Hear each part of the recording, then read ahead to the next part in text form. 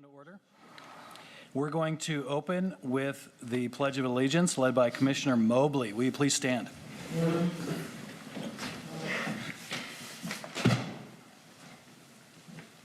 I pledge allegiance to the flag of the United States of America and to the republic for which it stands, one nation, under God, indivisible, with liberty and justice for all. Thank you. Staff will do the roll call. Commissioner Bennett. Here. Commissioner Blakely. Here. Commissioner Doris. Here. Commissioner Alley. Here. Commissioner Kine. Here. Commissioner Mobley. Here.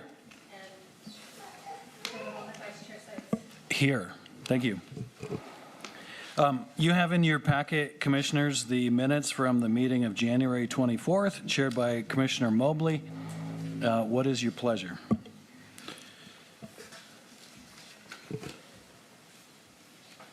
Make a motion to accept the minutes. Second. Okay, we have a motion to accept the minutes from January 24th and a second. All in favor? Aye. Aye. Any opposed? Was that you that was supposed to call the vote? Sorry.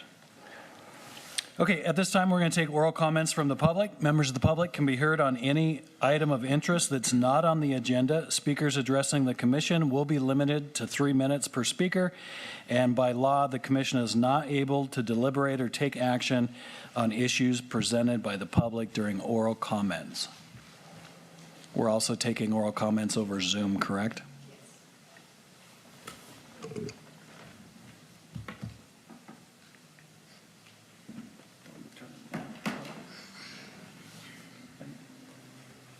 Phones? Yeah, just in case. A good reminder is if we need to turn our own phones off, we can.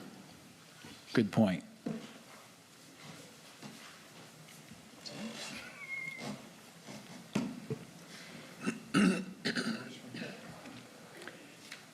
Okay, seeing no public comment, is there a motion to close public comment portion of our meeting?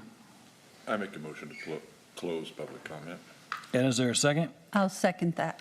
Oral comments from the public is closed. We can do that without a vote, correct? Okay, now we go into the business portion, introduction of new commissioners that we are very happy to have part of our commission tonight. Introduction of new commissioners, Brian Bennett and Joshua Doris, if I'm saying your names right. Staff, do you want to say more? Or? No, I would just, also welcome them and thank them for serving. It's really nice to see a full, the dais full with the 7 commissioners. I still have 1 vacancy. It's not as urgent, but it's the alternate planning commissioner. I did ask the city manager's office to run that notice, and I saw that they ran it recently. So if you know of anybody who would be interested, please, they can get the application from City Hall, or I believe it's also on the city website. Anything further on this? We'll move on to business item 2, welcoming our new commissioners. The election of a chair and vice chair of the Planning Commission. And so we'll just dive into it. Do you guys have any discussion, or do we want to move to nominations? What's your pleasure?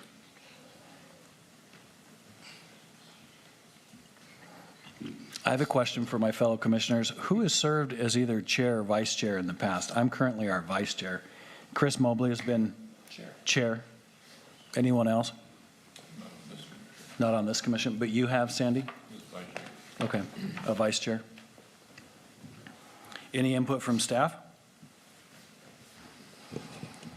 No, I have no input. Then we're ready for fellow commissioners to make nominations. Make a nomination for staff to be chair or vice chair, whichever she'd like to pick. She's been on here a very long time, serving with me, and I think she'll do very good.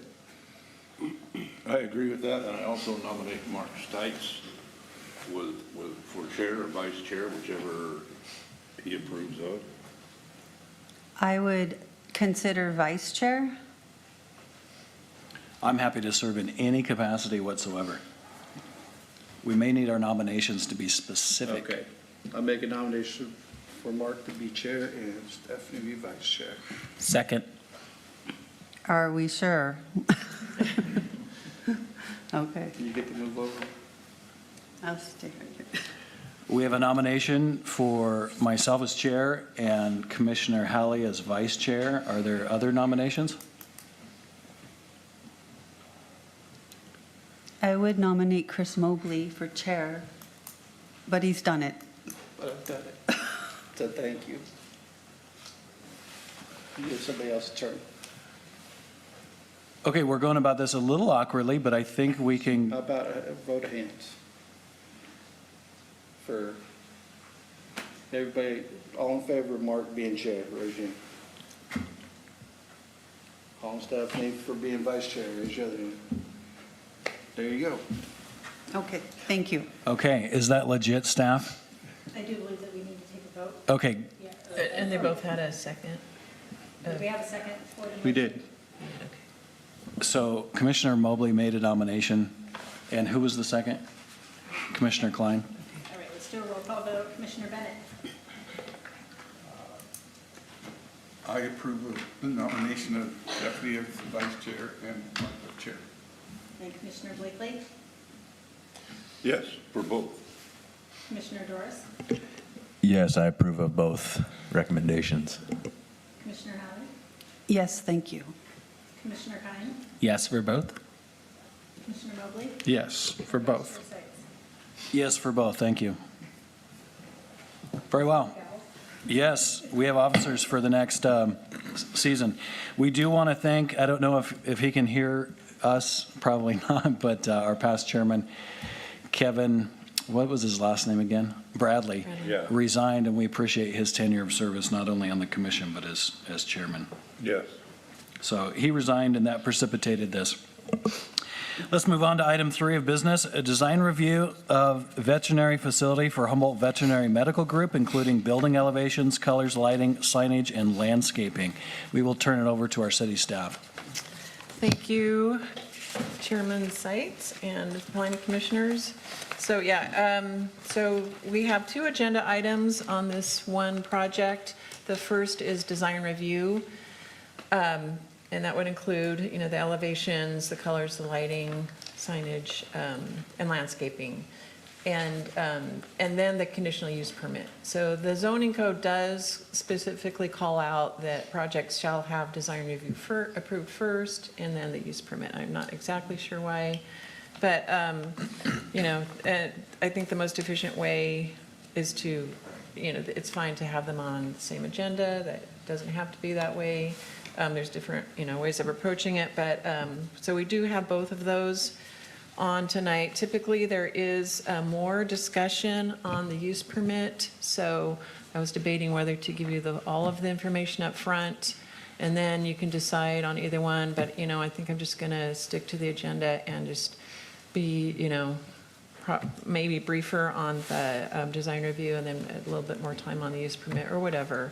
And if you wanted to, you could even, when it's time to vote, you could defer that until you heard the whole thing. So, that's up to you. But I think, it's a fairly straightforward project. But let's just get into the design.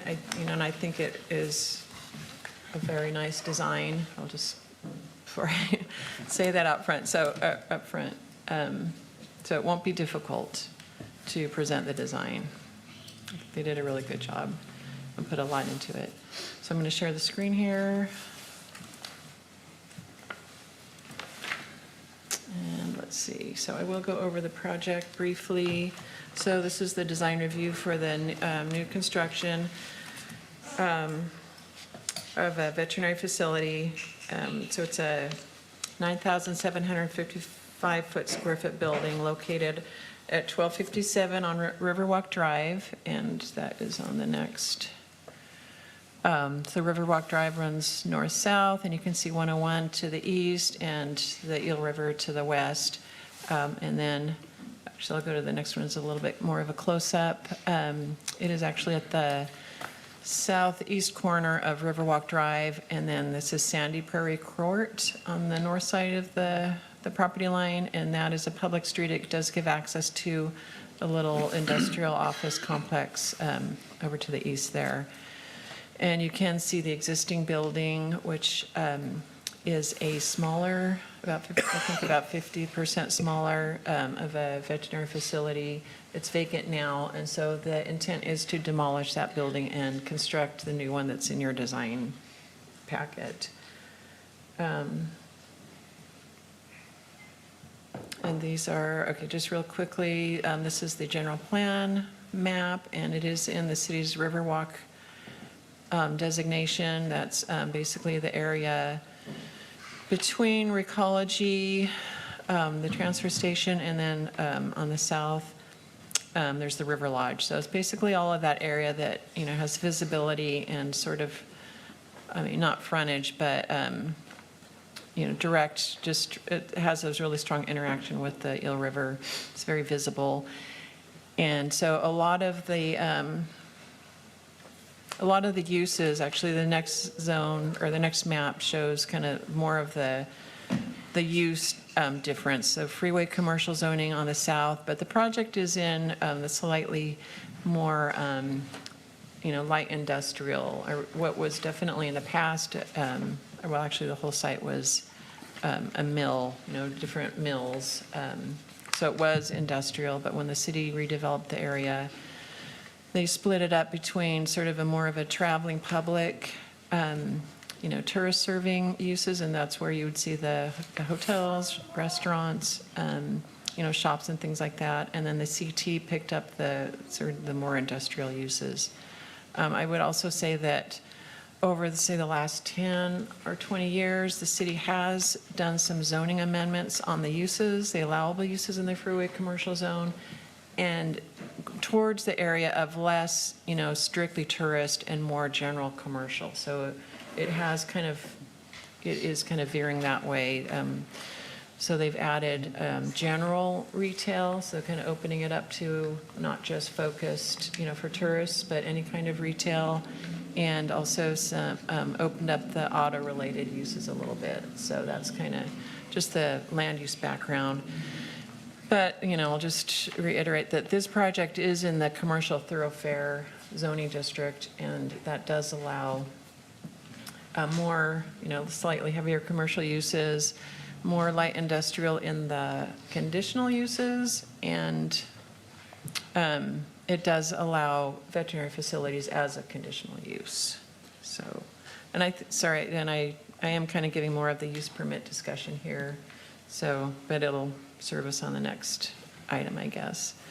This is just the cover sheet of this plan set that you received. And I like it because it gives a nice, you know, angled view of the building as opposed to the flat, you know, the other elevations that you have that are flat. And this also has, in the red, it has some of the use permit language that we've asked them to include. Pretty much all discretionary permits now do pick up some of the city standards and other environmental, like state standards that are important on construction activities. So for example, it includes the Cultural Resources Protocol, which is a state requirement that if cultural resources are found during construction, then construction activities will pause while, you know, they contact the tribes and decide what to do. And then the hours of construction operation are also on the site plan. So, my point is just there's, you know, kind of a lot of interesting information on the notes page or the cover page. And then the site plan shows the Riverwalk Drive access on the west side and Sandy Prairie Court on the north. The building, of course, is outlined in the dark there. And the various, you know, there's certain areas out front, the walkway and access to different parts of the building. The parking spaces are along the street sides, and then there's ample landscaping. Up front are the LID, or the bio retention swales, which pick up the stormwater runoff from the parking lot. and then landscaping along the perimeter and within the site itself. And I will just go along to the details. So this is the building elevation. Let's see, I have a few notes here. And I haven't talked to the architect about this, but I think it's sort of a barn influence style. It is a metal building, and it does have, certain projections and columns that I think are, in a good way, reminiscent of a barn, and I think that's compatible with, did you have a question? And he says it's a metal building. It's not, wasn't what I was reading. Oh, it's not a metal building. Partial metal roof, but. Oh, okay. So the interior is not a shell, a metal shell. Okay, so I apologize. I shouldn't get into the architecture too much. And the agent can, at some point, I think, is going to have a presentation and can feel free to correct my, my errors here. So, so the design, focusing in, there are roof projections and roof elevations that, definitely really increase the, the design, the attractiveness of the building, just creating visual interest and architectural detail. Wall projections that you can see on the side views. So that, for a building this large, those features really work to, completely avoid any large, monotonous, building sides, and just, really create a lot of interest. Pitched roofs with a varying height, the awnings, and again, the columns. The front entry facing the west has a really nice, definition. So the entry itself projects out. Here you can see the side view from the north. So it has the large awning and the columns. And then the large windows around this part, the front portion emphasize, well, that's the entry into the office. So, that's really extra attractive there, and it's going to have really nice lighting with all of those windows. The siding is board and bat, a mixture of board and bat and horizontal, a little bit, not as clear on these elevations, but that also adds to just the texture of the building and more architectural interest. Metal roof, and then composition shingles, I think, Kirk, on different portions. There's both types of roof materials in two different colors, slate gray and pewter gray. And the walls will be in I hate to say just blue, but but there are two different, I don't know if it's a blue-gray, but so the couple of colors you can kind of see will, add further interest to the building itself, and the windows on all of the sides are really nice. And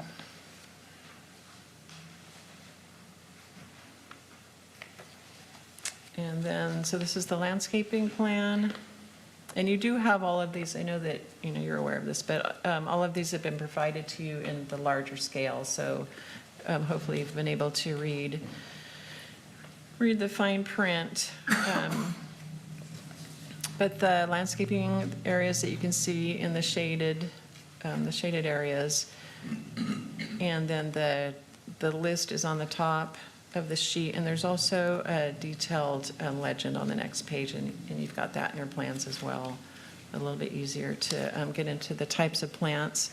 I'm not going to call them out, but I will just say that it is a really good mix of native plants and or drought tolerant and non-invasive plants. So, but plenty of native plants, and that's really nice to see, especially being located near the river. So, it's going to get at least some birds, if not other wildlife. And most of the newer developments that we're seeing over the last couple of years are easily going to, with just I mean, these greenways is already on board, but, it seems like all of the projects that we see with just a suggestion of natives, they are able to really do it. So it's really being incorporated into project design, which I think is a good thing for the city. Let's see, did I mention? So you can see here the LID features that I showed you on the other plan, and here you can see that they will be landscaped. And I think what most of that, what I saw is bulrush, so just a wet type of small grass that won't impede or impair the stormwater flows in those bioretention soils. And I think that's all I have for design review, and I can hand that back to you. I'm not sure if Kirk wants to speak now or during the use permit. Do you guys want to speak now? Yeah, that'd be great if you don't mind. Yeah, if you would, introduce yourself Sure. to the commission, and thank you for being here. Yeah, no problem. Do I need the microphone?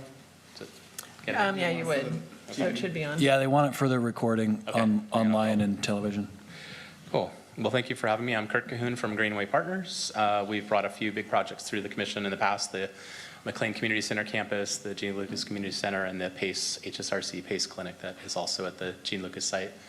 So we're happy to be here on representing Humboldt Veterinary Medical Group, and our client and friend, Chris Flores. Dr. Chris Flores is one of the owners. He and his wife, Jen, are the primary owners of that practice. I want to just give reference to the fact this is site number 7. So we've been in escrow a couple times in Fortuna looking for a place to land this, and it's literally been a 7-year odyssey, a 7-site odyssey, I should say. So we started working together in 2018. And this has really taken a long time to get to this point, so we're really pleased that we're here, and we are ready to share the project with you and answer any questions you have. We're financed, and we're basically ready to break ground in the next 30 to 45 days. So this is a go project as soon as we dot all the i's and cross all the t's here. So I think you need to switch me to the... Yes, can you stop sharing? Was it? Oh, yeah. Stop share. Interrupt me, please, at any time if I'm going out of line or confusing you further. So I just put a small presentation together. I know you have a lot of this in your packet. We did some updated renderings so you can see the colors in the site in a little bit of better perspective.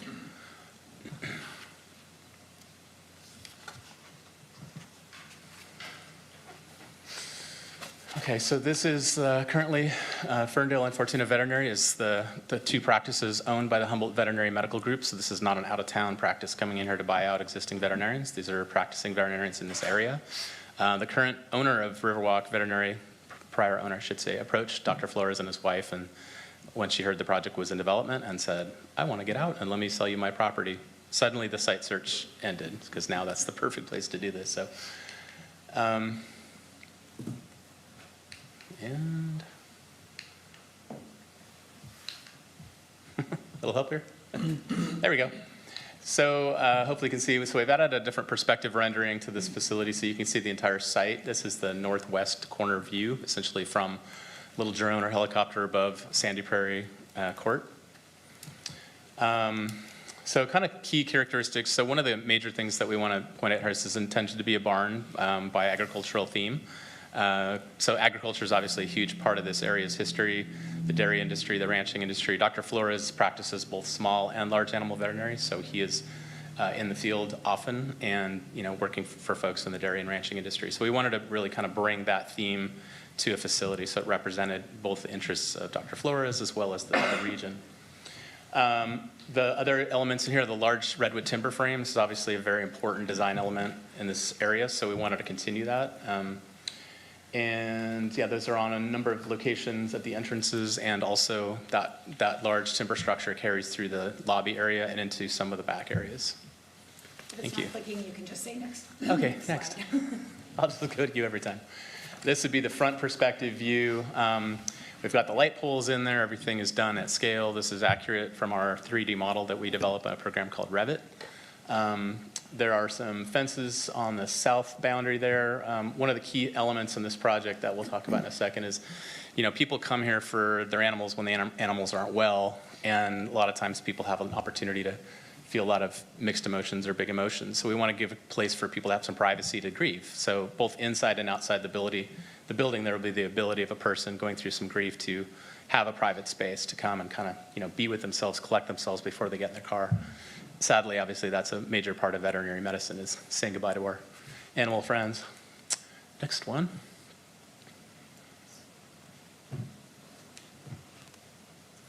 So some key characteristics, there we go, the first one.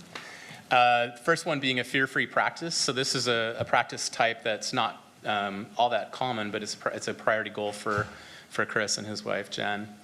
This would be a place for animals not to experience a lot of trauma. Coming into a mixed animal environment, you got a cat and dog, obviously they don't mix all the time, so we want a place for them to immediately enter into separate spaces.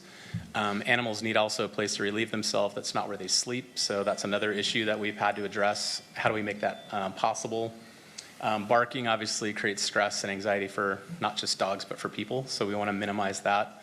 So there's been a significant investment in making noise abatement within the facility and noise leaving from the facility going out to a very minimum. So significant, like couple of $100,000 extra dollars have been spent to make that happen. Again, a major goal of this is a place of healing and wellness for animal patients, a great place to work, a great neighbor, and then a building that really kind of anchors this site and creates, I think, quite a lot of beauty in the site, not just because of the design of the building, but the site itself. Energy efficiency and sustainable design were, key goals of the project as well. The last bullet, I think, is quite important. Liz touched on that, but we really focus on native plants as much as we can. Being close to the river, you have a ton of habitat created on this project site, so you're going to get a lot of birds and a lot of insects that are going to, I think, really benefit from the site not being hardscape with grass. Next slide.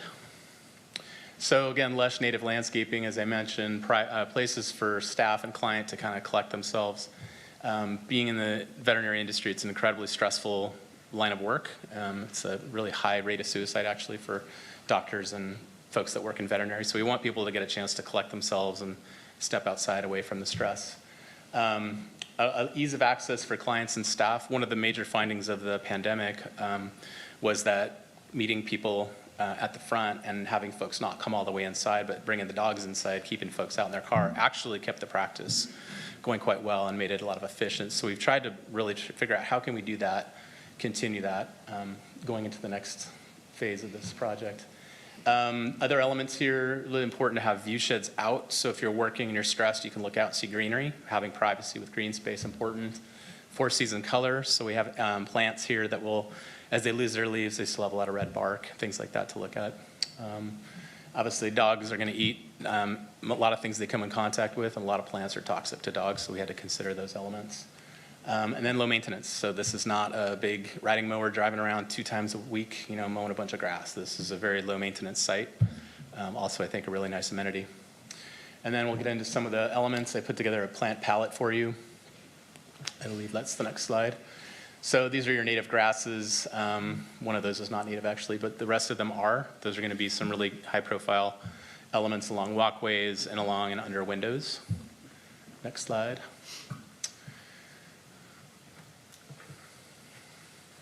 Woody shrubs, these are all native plants. So you've got a couple ceanothus species there. You've got a twinberry, a wax myrtle, and a sticky monkey flower. These are all native plants. They're going to, again, draw interest and provide habitat. Next slide. Small trees here. So we've got, looks like a redbud and a flannel bush and a batuia and a vine maple and a red currant. So those are all small trees that will grow just under about 15 to 18 feet, providing, privacy, but not creating too much shade on the site or adjacent parcels. Next one. So this is from the Sandy Prairie Court view shed.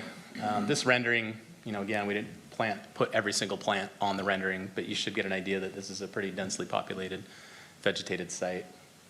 There's a small fenced area there. That's actually to screen the what's called a variable refrigerant flow system. This is a highly energy efficient HVAC system. And we wanted to avoid people walking up and seeing 2 giant white air conditioning up compressors, which is essentially what they look like. So that's the only thing that you'll see there. Multiple gables. The clerestory windows at the top will bring light into the center core of the building. Again, a lot of extra effort was made to make this really stand out as a design. Next one. This would be from the east view, and you can see the fence running along the corner in the middle, and then running along the south boundary. And next one. This would be your pull-up view. Colors are more accurately represented in your printed packet. These are rendered colors, they're a little off, but the printed packet is going to be what you should reference. These are pretty close. So again, a lot of timber frame, redwood materials, black light posts in the exterior walk areas and along the building. Next one. And again, back to that aerial view that we started with. So that is right from the horse's mouth. That's what we designed, and I have hopefully some answers to any questions you have. Okay, we'll proceed to questions for the presenter as well as staff regarding this project. I think because first we're going to be voting on the design review and then second conditional use permit, I think it's okay, staff, if any question related to any part of the packet is brought up at this time, you guys would be happy to answer, correct? And your name again, I forgot. Kirk. Kirk. Yeah. Mr. Cahoon. Cahoon. Yep. If we're nice. Other commissioners, what's your pleasure? Questions? Is there secondary access going out the back onto, what is that? Sandy Prairie Court. Sandy Prairie Court Yeah, at the there's- back end? There's two cut driveways into Sandy Prairie, but the back is a separate property owner. Okay, yeah, okay. I have a couple questions. In the letter that Dr. Flores wrote that was part of this packet, you were talking about enclosures outside for dogs. I couldn't make out myself when I was reading through the packet where those actually are going to be, or a distinguishing, I couldn't discern it from landscape versus the building. So those have been removed. That would require additional action by the Planning Commission. I'll let Liz speak to the specifics on that. There's a potential conflict with the zoning code and the land use ordinance, so I just want to probably kick that to you to suggest your answer on that. If, it'll be a few minutes. Do you want to go through questions, and then we can go back? There are a few more slides that I was going to go over. About the variance? Yeah. Okay.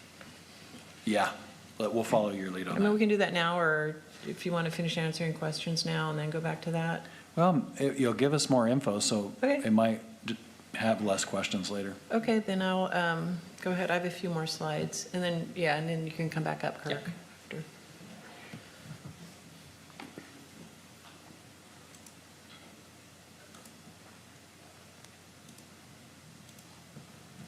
Let's see where we were.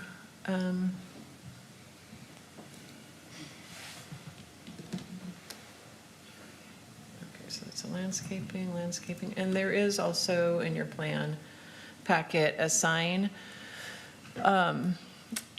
So this would be a timber frame, 4x6 timber frame, painted or stained, and then this would be, it's proposed on your, you can see it on your site plan in the front entry along Riverwalk Drive. But it, Picture to scale? yes. It does say that, that the applicant, designed by owner and graphic design designer, sign will be a deferred submittal. So they're proposing this as a deferred submittal, and I'm not sure if that's the frame or the sign insert. The insert itself, the logo has yet to be developed. Okay, so, you know, you can, just in the design review process, you can either approve the timber frame, that'd probably be best. Isn't the same sign already there now? Sorry? Isn't the same, pretty much the same exact sign there now? I think it's taller and a little bigger. And then there would be, I think they would come back with additional signage, like on the building. I know Yeah. that you have one wall sign on the exterior of the building on the north The side. northwest, yeah, gable of this. Yeah, and, you know, so you can actually consider any other signs and then come back with, you know, as you go along, where you might have some additional signage, possibly. Yeah, so it can be acknowledged, or you can approve the frame. But, I mean, I think it's, I would, sorry to interrupt you, I would answer, I would also add that the logo type will be similar in size and scale to that, color-wise, not going to see flashy blinking lights. and then these are the typical sign, or light fixtures. And, you know, they definitely are all in compliance with the city's it's actually in the general plan, that they be downward cast and shielded so that they're not projecting to the night sky or onto adjoining properties. And then the conditional use permit, kind of the same material in the beginning. I should probably get rid of this side thing.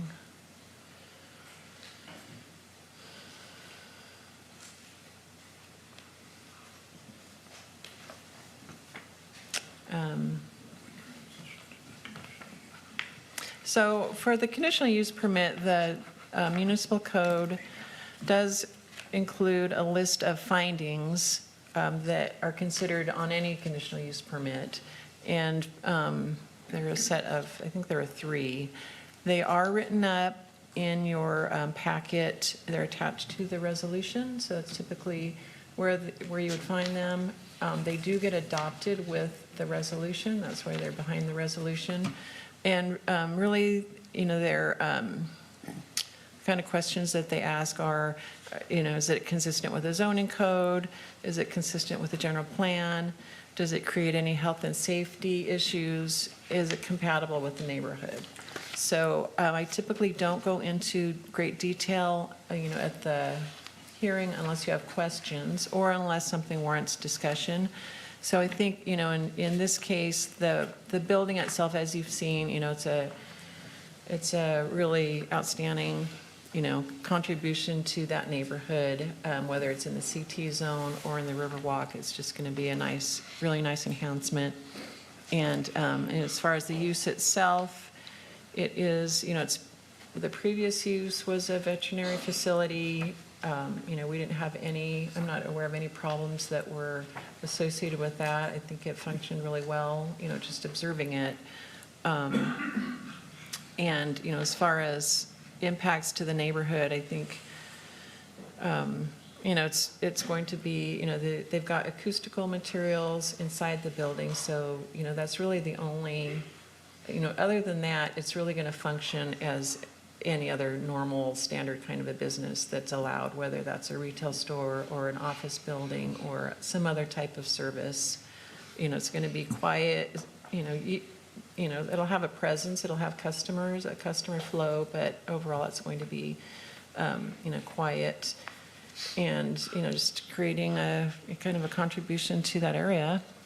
And the health and safety issues, again, I think it listed in that section of the code, odors, noise, we can talk about noise, but otherwise, traffic, lighting, those things are all addressed or, otherwise taken care of through, the utilities and the roadway and things like that are already existing and will be able to accommodate the proposed use. And the zoning standards are all met. I'm going to discuss one zoning standard that is specific to a veterinary facility. So otherwise, the zoning standards are going to be setbacks,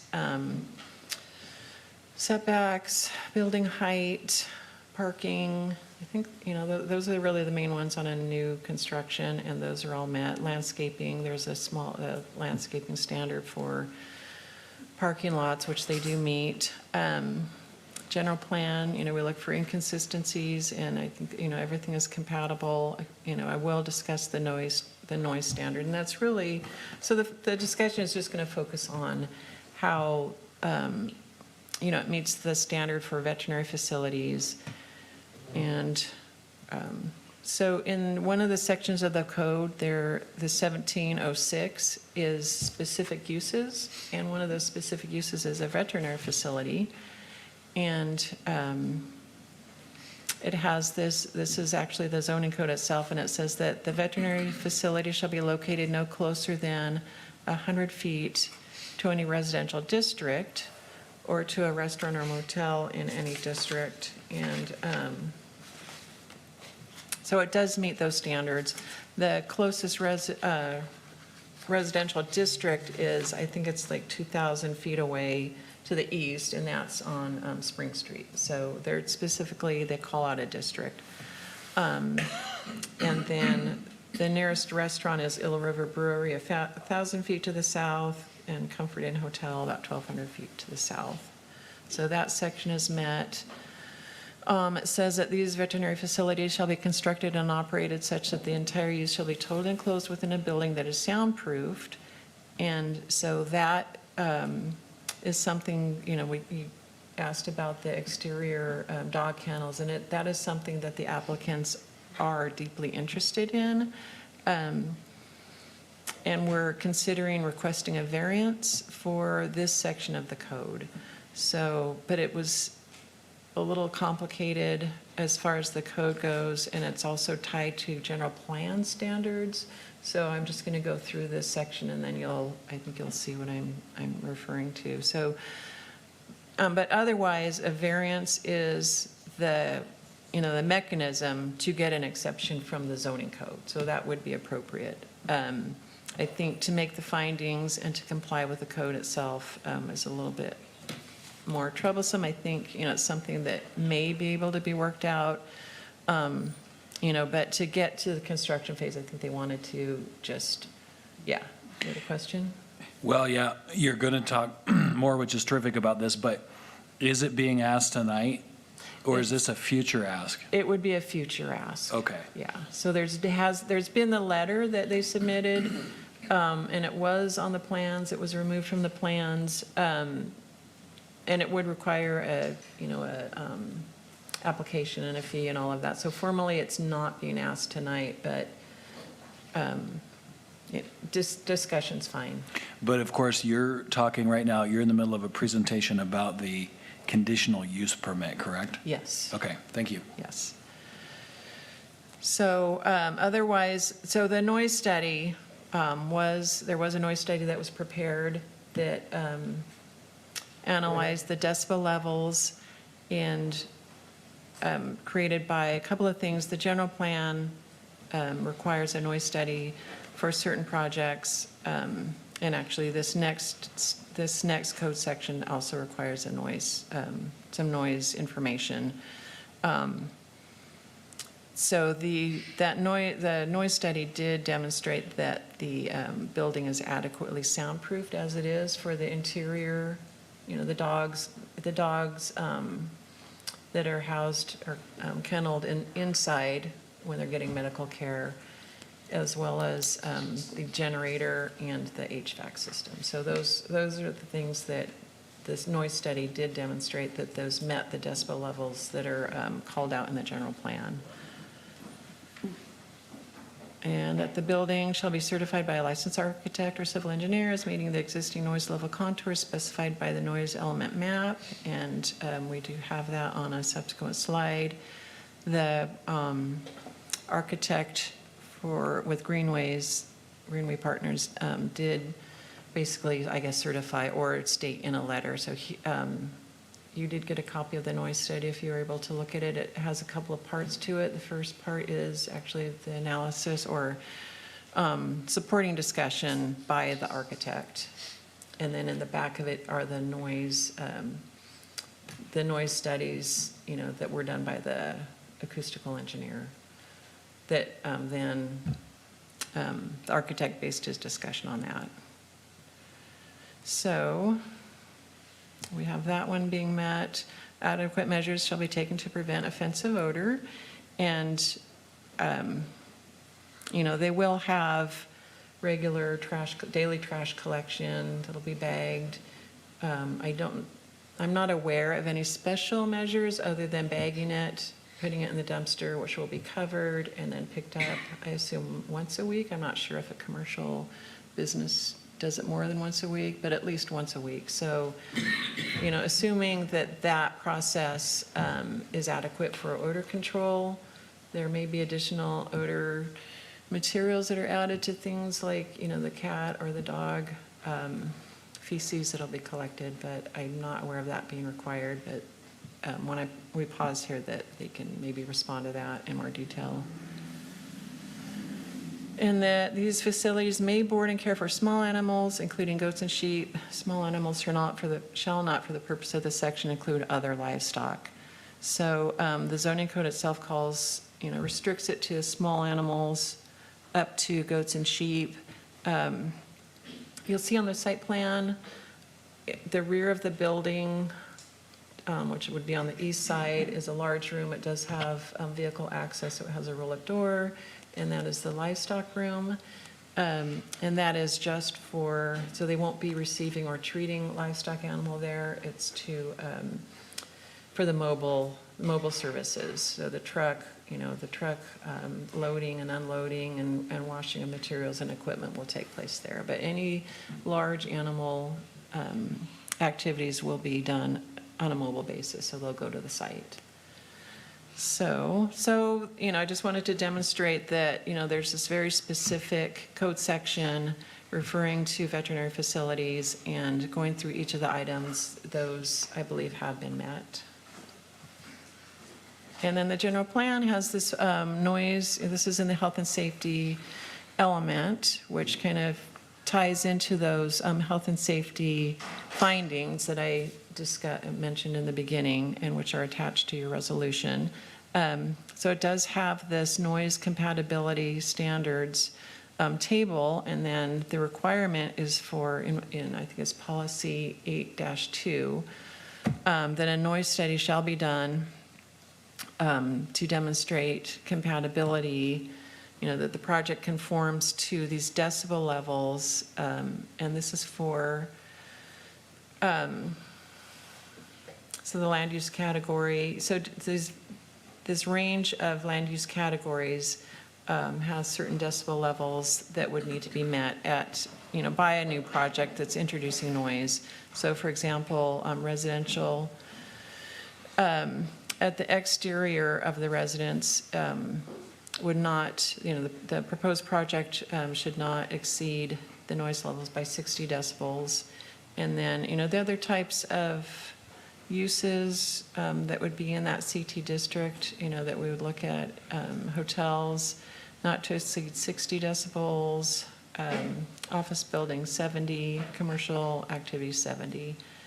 So those are the kind of facilities that you would expect to see in that CT, in the Riverwalk area. And there are, several that are around that business, the proposed business. So those are the decibel levels that they would need to meet. And they've shown that they do meet them for the interior kennels that will be, the noise will be attenuated with some wall materials that are in the building plans, and actually they're described in that noise study. And so they're meeting these standards now as a project stands.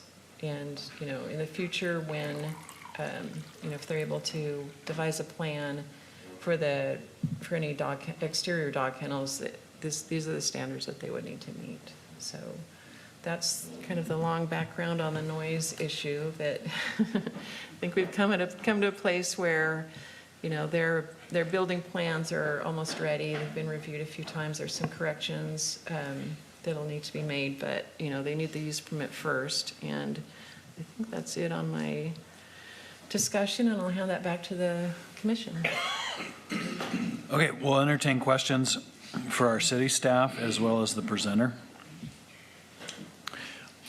One thing I noticed, sir, is in your presentation, there was a mention of Four Seasons colors, I think. Mm-hmm. That was the nomenclature. Can you unpack that just a little bit? I don't quite understand that. You Yeah, might have so- addressed it. Yeah, when plants lose their leaves, oftentimes you just have bark that's without color. So there's a few color choices or plant choices, like a creek dogwood. It's got a lot of red bark. There was super bright bark. A katsu maple is another type that would just really look, again, not like moribund landscaping, but really have a lot of color and texture. So And there are, in the landscaping plans, there are small trees, correct? yes. But they won't grow super big? No, there's no conifers. Nothing will grow over 18 feet. I have a question for the staff. How long did Riverwalk Vet operate at that location under a conditional use permit? I assume Riverwalk Vet had a conditional use permit, correct? No, that, I didn't find a use permit. That veterinary facility has been there, I think, through a few different owners. There was some kind of a document that showed, like, I think the 70s, even maybe the 60s. So, So the neighbors of that property have been used to working with a veterinary Yes. clinic there for how many years? I would say 30 or 40 years, 30 or 40? yeah. Or even longer, possibly? I mean, I'm aware of 20 or 25 since I've been here. Did the city send a notice to the neighbors of the property about this hearing? Yes. And was there any input or We response? did not receive any comments. If I could add one more thing on that, both the neighbors to the east and to the south are people we've asked for and gotten encroachment letters of agreement to work with us on this project. So Great. we're going to be sharing some of the grading activity that'll happen back there, and they both consented to that. Don't we have the refuse and recycle area directly adjacent to this property? It's a couple properties over. And okay. And then you have an auto body place? The auto body's next to it. Yeah. But I don't think noise would be an issue. No. Next evening, I have a question either for you or Dr. Flores. The business plan of the way you guys work, will the Ferndale location, it'll still be up and running, correct? No, this will be a consolidation of Ferndale's current location and Fortuna's current location into this new facility. So those two locations will be transitioned Over the away? course of the next 4 to 5 years, Yeah. at least remaining, there'll continue to be activity there. A community clinic is planned for Ferndale, so low-cost vaccinations, things like that, community service work. And then in the existing facility, they're going to continue to have some work done there. But most of the facility and practice activity will happen at this new facility. So this is about bringing both of the existing clinics into one veterinary hospital, correct? Correct. And then part of the benefit of doing that is not only to get a new facility, they're tiny facilities right now and they're very outdated. So there's a lot of duplication and efforts with ordering. Pharmacy is a duplicated effort, 2 x-ray machines, multiple technicians at different sites. So this really streamlines and makes the business even more robust and better. So it really has a lot of benefits. What will happen to the Fortuna facility? For the next 4 to 5 years of the remaining lease, it's going to continue as a practice. There'll be some of that practice activity will be pushed there. And then eventually the lease will terminate, and then the owners of the property will decide what to do at that point. This new facility has a 24-hour emergency vet services? That's a component that they're developing now. There's a couple of emergency veterinarians that are going to be working in this new facility, so it'd probably be more like 2 shifts on a weekend rather than a 24/7 practice. Do you currently have a 24-hour emergency service in the Fortuna? Yeah. Chris could come up. We don't, so first of all, we employ, there are about 40 people that work in our practice, and we're working out of a combined just over 5,000 square feet, which is a crazy, kind of thing. And so the whole goal is to bring this new modern facility and a lot of upside to it. But one of the things also is to recruit medical professionals here also. And one of the things in the plans are, things that we had kind of thought about, in the distant future would be 24/7, kind of emergency care. And in the design, it actually accommodates for that. It's like, thinking about limited access and movement of people and patients after hours as well. And there is like a locker room, a sleeping quarters, all those types of things. And so much like the human side of things here, we're having to be really proactive and thinking outside of the box with regards to recruitment of technicians, of doctors, and hopefully one day specialists as well. We've had a traveling surgeon, a traveling orthopedist over the last few years, and part of this design, or part of this whole discovery process and at the inception was to do an evaluation and seeing how many patients are sent out of the area, weekly, monthly, annually, and it's a substantial amount, and it equates to travel time, stress, higher costs, all those types of things. And in order for us to compete with just the way the profession is as a whole, and also trying to get people here to the North Coast, those are all the things that we kept in the forefront with regards to design and being as thoughtful as this whole thing has been. And the other comment I've had, or that I wanted to share, is that with the current Riverwalk site, or the more recent Riverwalk site out there, there were existing outdoor dog kennels. There were horses. there are tons of cats out there too. And so what we propose is that the majority of the work is done inside, and it's not a boarding facility. It's a modern, beautiful hospital that brings with it all of the, infrastructure to provide the most modern of care to animals. And so and I'm kind of jumping forward here, but what we propose to do is outside, it's going to be, and one of the central tenets of veterinary medicine is biosecurity. So going back to talking about, picking up waste and all those types of things, we can't have that out there. That's just not, it's not safe, it's not savory, it's not any of that stuff. And so,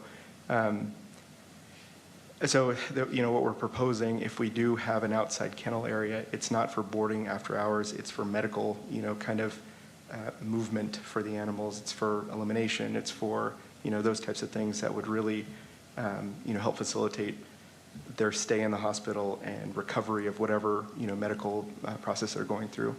So anyway, as a long-winded question, or a long-winded answer to your question, the whole idea is to eventually have 24-hour care. Right now, one of us is on call.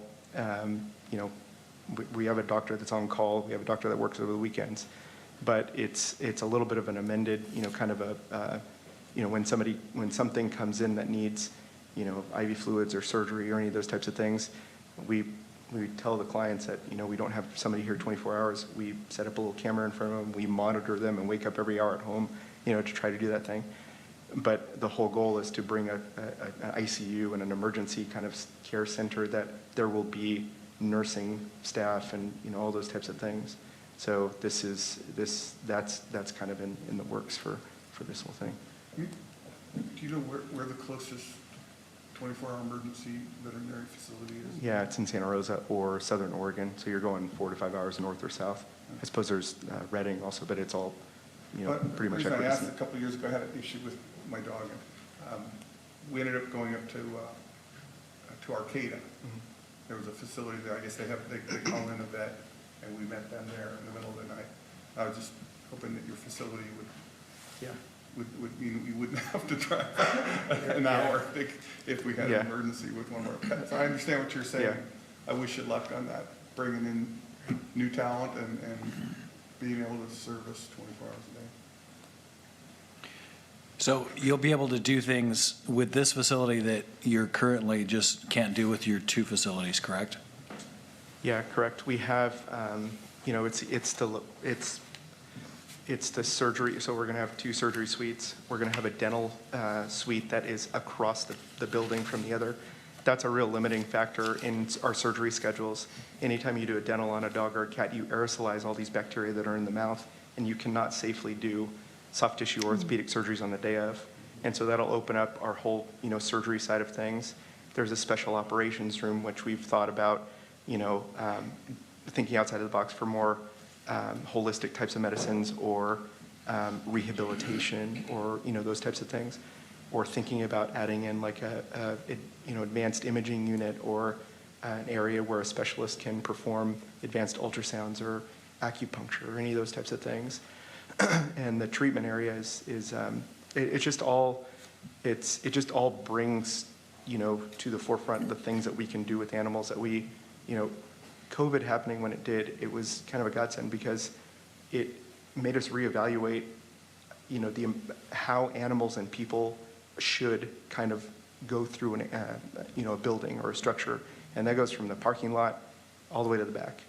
And so all of those efficiency gains will allow us to better perform medicine, to see more animals, to help more, throughout the course of a working day, and all the efficiency gains also. So it's kind of twofold. It's all the efficiency gains and then all of the infrastructure in place to be able to do all those other types of things long term. And then the surgery suite. And that's what I think here in Humboldt, there are a lot of redeeming qualities to Humboldt County with regards to hiring and recruiting professionals here. Like my wife and I, and my wife Jennifer, we own the practice together, and she is the lead on a lot of things, including recruitment. Right now, currently, we have like 3 or 4 irons in the fire for things that will not matriculate for the next 3 or 4 years. You know what I mean? So we're young enough and dumb enough to think that that is, that we can do this, you know, and we're very motivated to do so. And so I think in a certain respect, there are certain areas in this hospital that we can grow into as well. And so I don't want to kind of box us into being, you know, box us into practicing one way where, you know, since I've been out of school, you know, 13 years or so, practice has changed, you know, the medicines have changed, the procedures have changed, the way that we think about fear-free handling of animals has changed. And so we should have a facility that is able to adapt and change with us and with the profession as well. I like that. That's good. Is it accurate to say that right now, because you guys are either the only or the primary provider of veterinary medicine in Fortuna and Ferndale, correct? Correct, yeah. And so you have additional pressures on those current facilities as a result of being that primary provider, correct? Oh, yeah, for Yeah. sure, yeah. And then the other thing that's happened during COVID is that a lot of other practices in the area, for whatever reason, they have kind of contracted down. And so there are a number of hospitals that share on-call duties. We can't do that because we do large animal work as well. And so, but we're seeing more clients, we're seeing more pets that can't be seen in Arcata or McKinleyville or Garberville, so we're drawing from a pretty wide radius. So yeah, we're at maximum capacity now in the 2 offices that we have. And all your large animal work, though, is where your docs go out to the farm? We have a fully ambulatory truck, you know, with a mobile hospital in essence. So how will the business be marketed here? Will it on the sign, will it say Humboldt Veterinary Medical Group, or will it say Ferndale and Fortuna Veterinary, or a new name? I think it's going to just be, I think it's going to be Humboldt Veterinary. We talked about that, and I think that'll be kind of where it ends up. So that's why the signage isn't, you know, completely 100% yet, but it'll be similar to that. I think we need to get back to design review. We've been taking a long time on a whole lot of other stuff, and I love that we're getting all this information, and this sounds like a one project. We're kind of spinning out of control about what we're supposed to be here about. Other questions from the commissioners for staff or the presenters? Anybody from, I just see an extra hat out there, so. Yeah, we'll go ahead and open it up for public comment via Zoom or in person.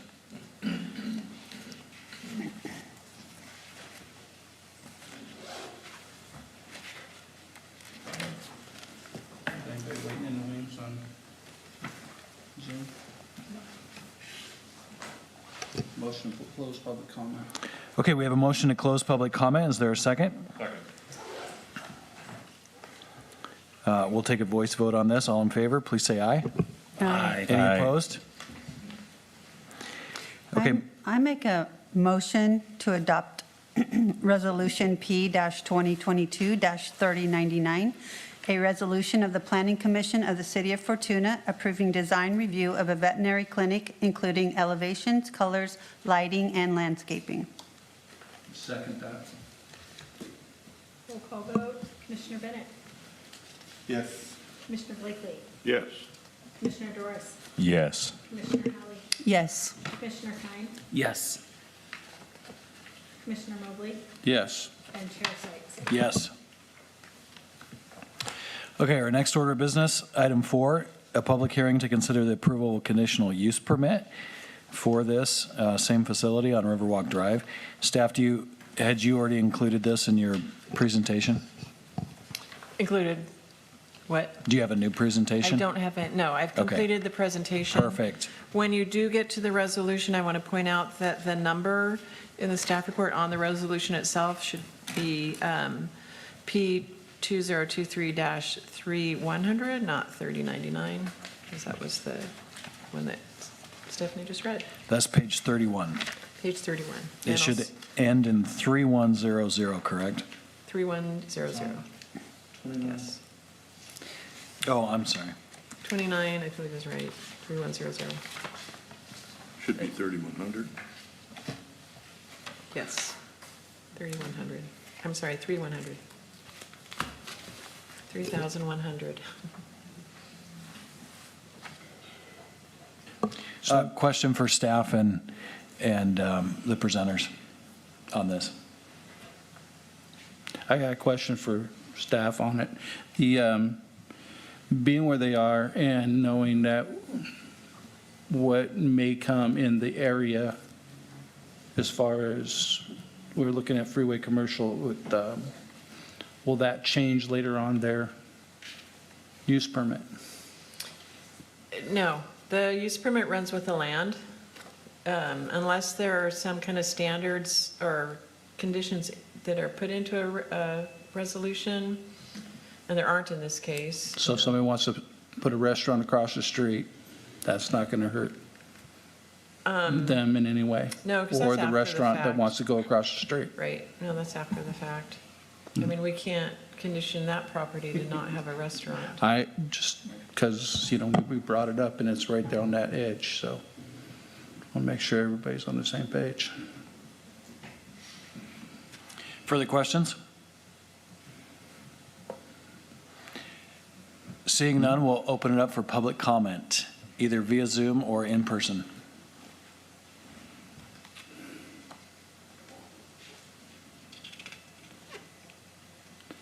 Motion to close public comment. Second. Very well, we have a motion and a second to close public comment. All in favor, please say aye. Aye. Any opposed? All right, we're ready for recommended action as listed on page 29, either for or against. I'll make a motion to adopt Resolution P 2023-3100, resolution of the Planning Commission of the City of Fortuna approving the conditional use permit for a veterinary facility. I second. All right, roll call vote. Commissioner Bennett? Aye. Commissioner Blakely? Yes. Commissioner Doris? Yes. Vice Chair Helly? Yes. Commissioner Kine? Yes. Commissioner Mobley? Yes. And Chair Sykes? Yes. There you go. Can I ask a follow-up question of staff? So this issue of dog runs or outside enclosures is something that's going to be addressed, will it be before our planning commission, or does the city just take care of that with them? No, it should go before the planning commission as an amendment to the conditional use permit. That's a Okay. beautiful facility. Yes, Thank you guys it's for doing what you're lovely. doing. I love it. It's, We're excited to have you Yeah. down there. I'm glad we're advancing on our animal families. Yeah. It's wonderful. Okay, we have item 5 of this evening's agenda, planning commission staff communication. Do you have any communication for us? I would just confirm that we are having, we intend to have a planning commission meeting on the 28th. We don't have any actual projects, but we have a city-initiated report that we need to present to the planning commission, and that is the annual housing report that we submit to HCD, the Department of Housing and Community Development, and also at the same time, a general plan status report, like it's an annual report where we review the general plan and look for conformance. Are we implementing it in the way it's intended, kind of thing? So those two would come to the commission, and also, since we had an election, I like to look in the bylaws and just make sure we're following the right process as a reminder or refresher. And if you want, because we have the time on the agenda, if you want, we could bring the bylaws. It's something that, it's been a number of years since they've been reviewed.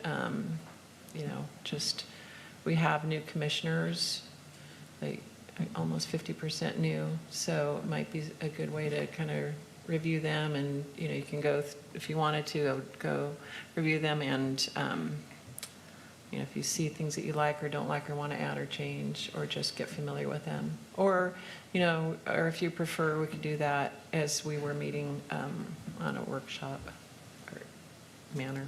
I think that's a great idea. Any input from others? No, I think it's a great idea also. Okay, and I think we'll have time. The other two items shouldn't take an hour. Okay, then we'll do that. That's all I have. Any questions? Give to Katie when you're ready. Motion to close. Okay, we have a motion to close. Is there a second? Second. All in favor? Meeting adjourned.